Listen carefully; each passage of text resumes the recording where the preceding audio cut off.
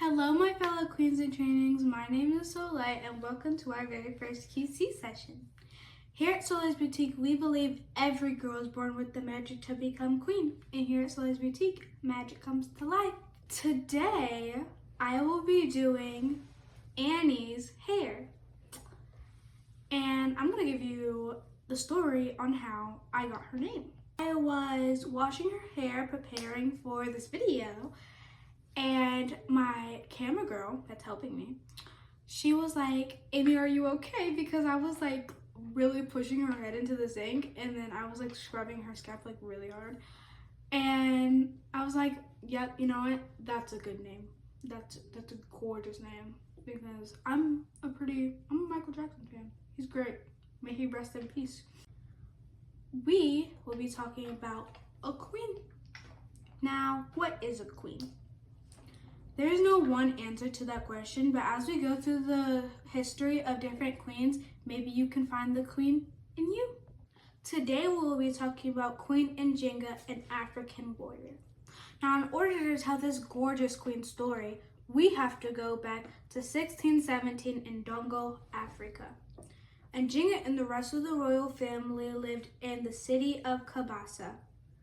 She had two older brothers, Kelawanje and Mbande, and two younger sisters, Fungi and Kambu. They all lived with her father, the Ngola. By the way, this is not my first language, so if I pronounce anything wrong, don't come for me. But they all live with the Ngola or king. Now, the royal family was loved, but it's said that Njinga was more of the favorite.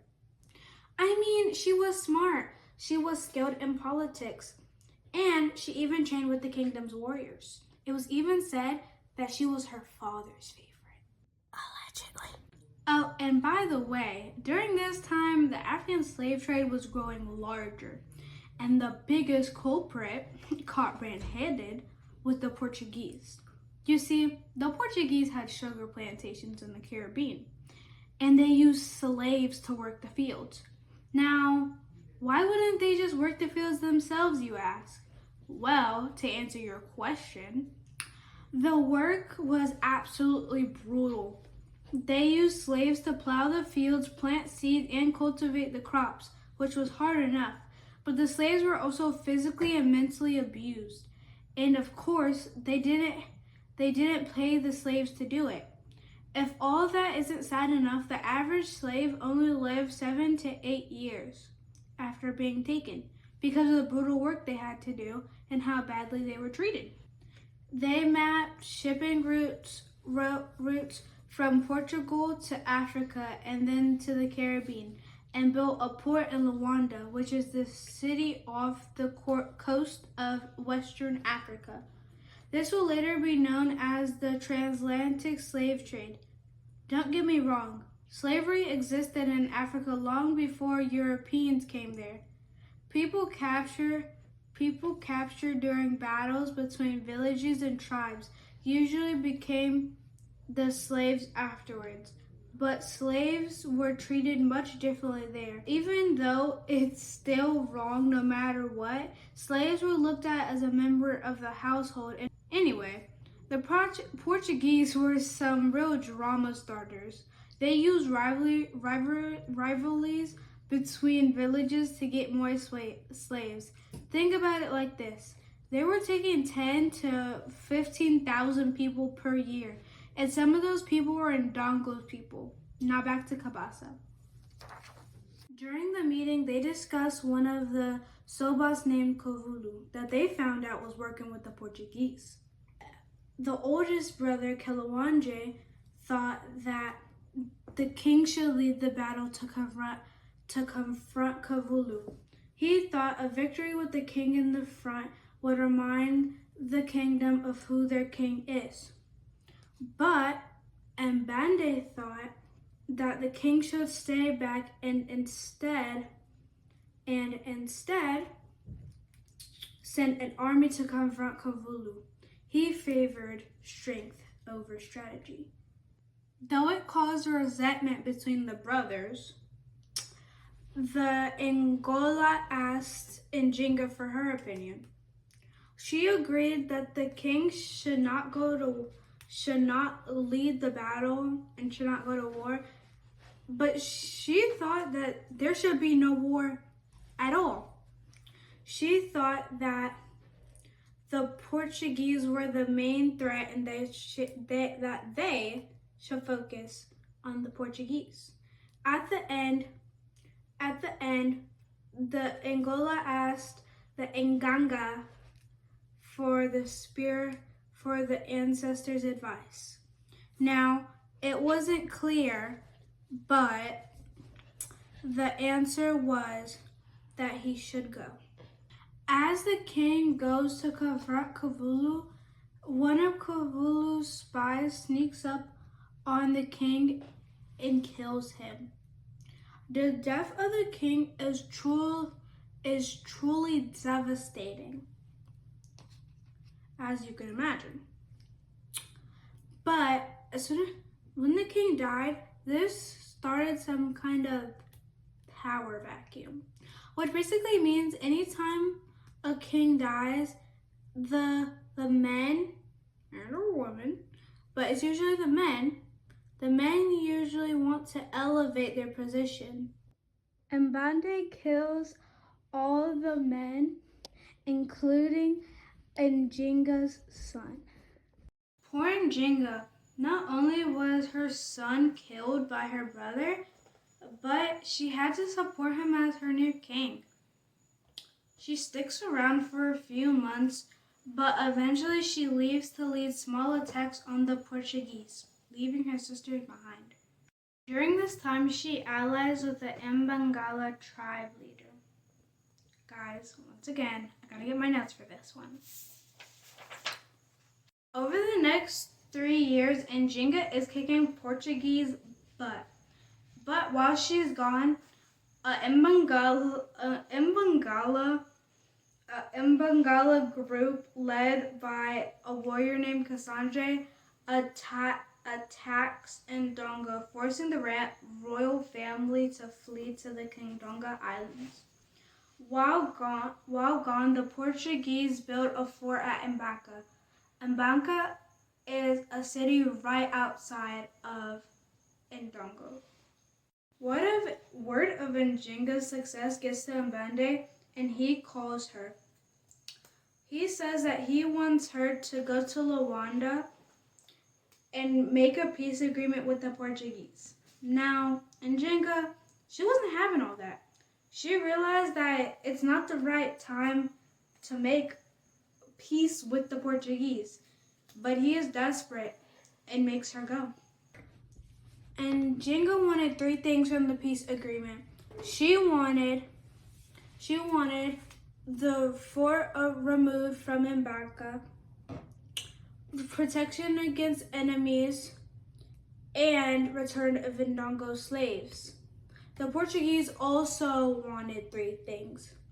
They wanted for Njinga to stop attacking them, protection against enemies, and return of property, slaves. Njinga flat out refuses, saying that their thirst for more slaves has already been done, taking down villages.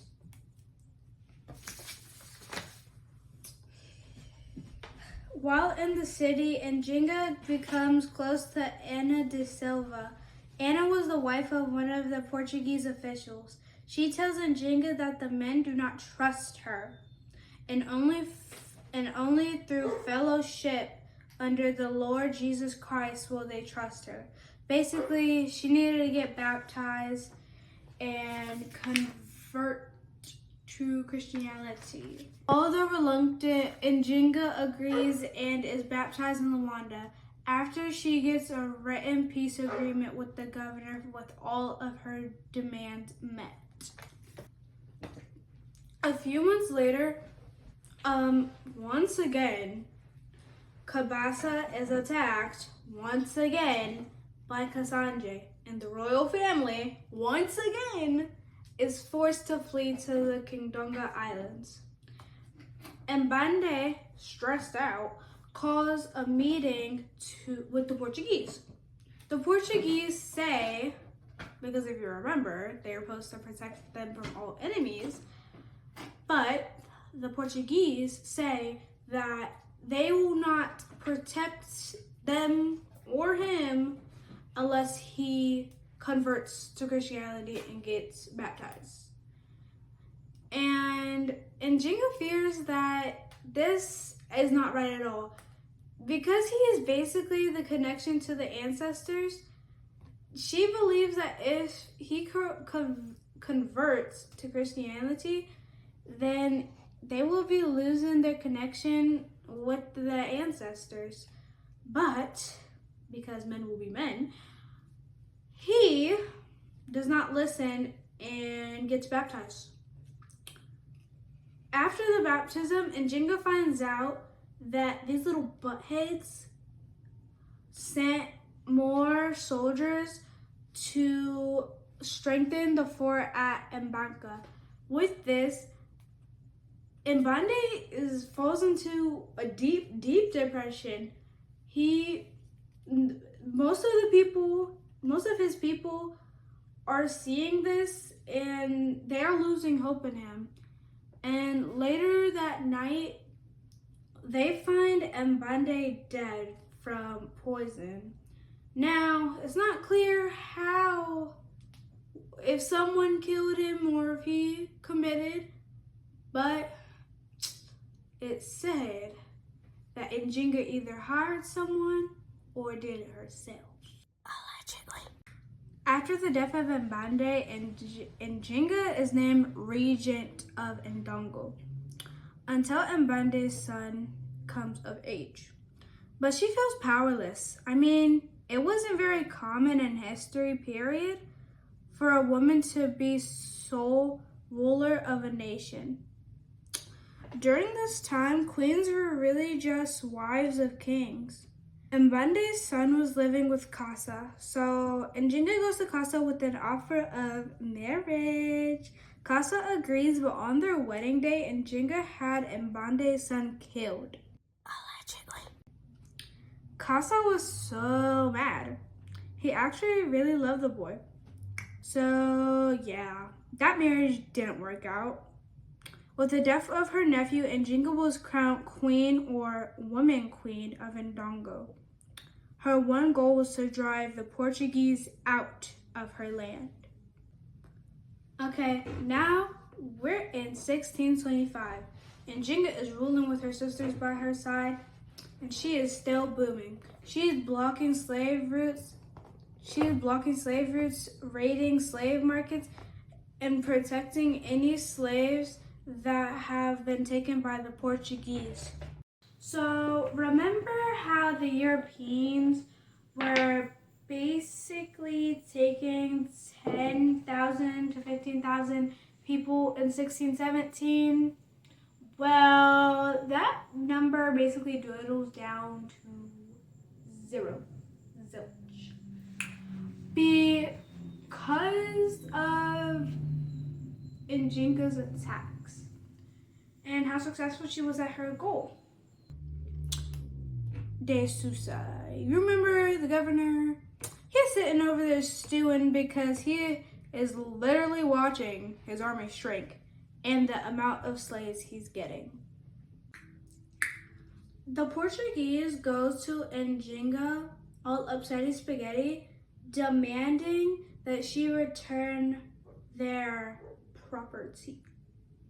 And Njinga luckily agrees that she will return any property that she has. But there's one problem. She says there are no slaves there.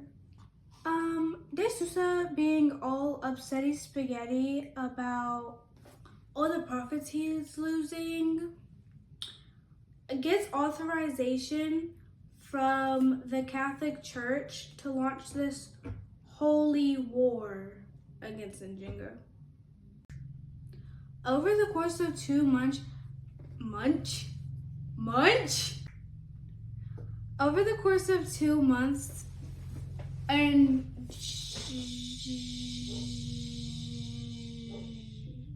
I gotta pee. Wait, you won't. Over the course of 2 months, the Portuguese surround Njinga's camp in the Ndongo Islands. Knowing that she can't outrun the Portuguese with an exhausted army, she goes on the run, leaving her sisters behind. Other options, Njinga gets gifts for the Portuguese and sends an envoy to send them to the Portuguese.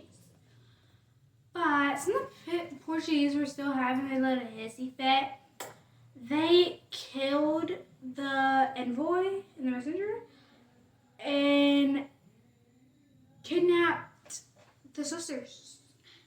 Even still, slaves are being taken, put on ships to never see their families again. So, in hopes that Njinga will open up some of the markets, because she's been blocking them, her stupid pirates, they give her Kambu back. But Njinga is very happy to see Kambu again, but she will not open any markets until she has Fungi back.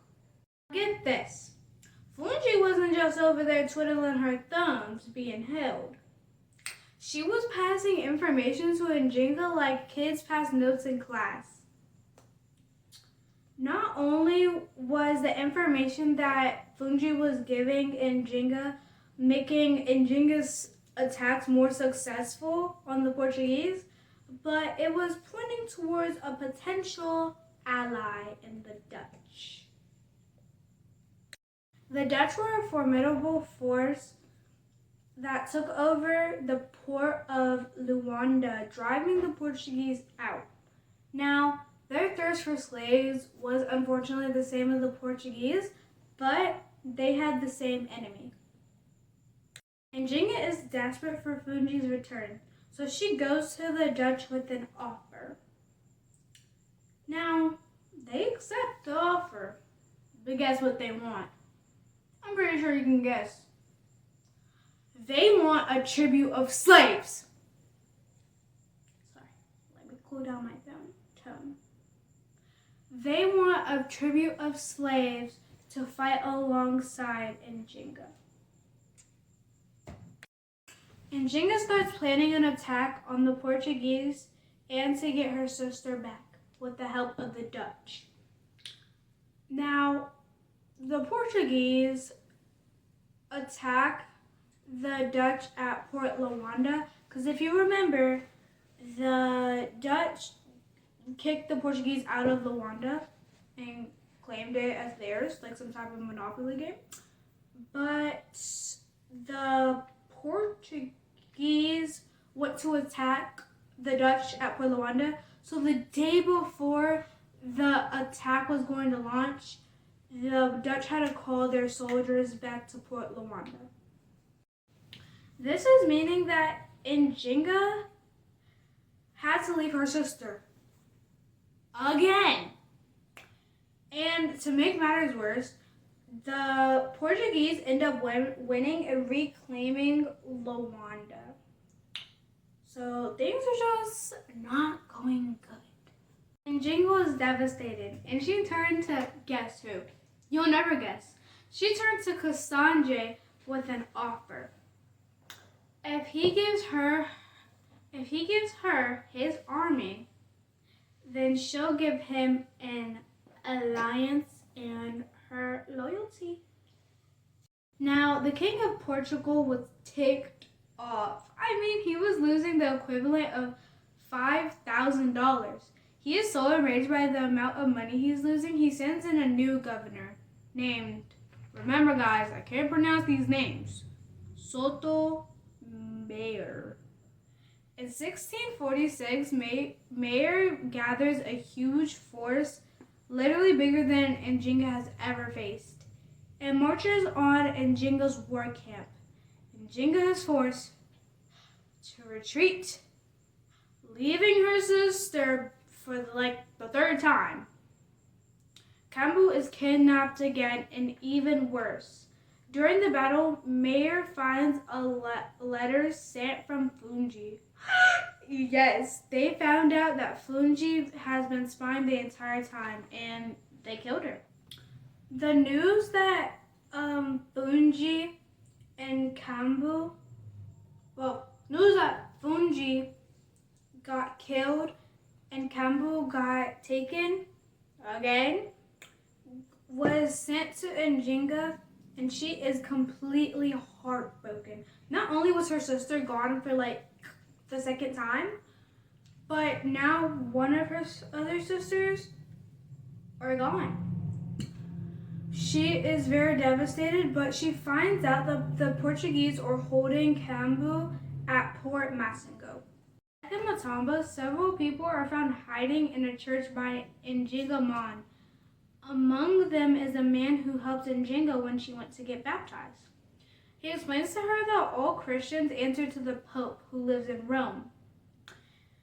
So to explain it, that is, if Njinga baptizes like her army, she gets baptized. Well, she was already baptized, but all of that happens, and the Pope recognizes her. Then the Portuguese have to recognize her too because they are Christian as well. Over the next 2 years, Njinga builds churches, gets her people baptized, and writes more and more letters, hoping that the Pope will recognize her as a Christian woman. 5 years after that, Njinga receives a letter. She has her sister back, and her kingdom has been baptized. And the Pope finally recognized her as a Christian queen. Her kingdom remains a free kingdom, and she is now recognized as a Christian queen. There are many lessons that we can learn from Njinga's story. I mean, she detested slavery, but the reality was that she eventually realized that she couldn't defeat it. She did, however, make it harder for the Portuguese and provided refuge where she could. Also, I would like to point out how brave and fierce Fungi was. She literally spied on the Portuguese and successfully got the information to Njinga for 12 years. Think about how many times Njinga was the babysitter sister. I also know that Njinga always wanted her sisters ruling by her side. Kambu supported all of her, even when she had to agree to give slaves in order to get the alliance with the Dutch. No one can deny that Njinga was a force to be reckoned with, but she is undeniably stronger with the help of her sisters. This story teaches us that a strong queen is strongest when she's surrounded by other strong queens. Though at the moment Fungi and Kambu were princesses, they definitely carried their own crown. Well, cuties, that's all for today. Thank you for joining our very first QT session. And I want to give a very well thank you to my camera girl. Don't forget to like, subscribe, and share the video. Thank you guys. Bye.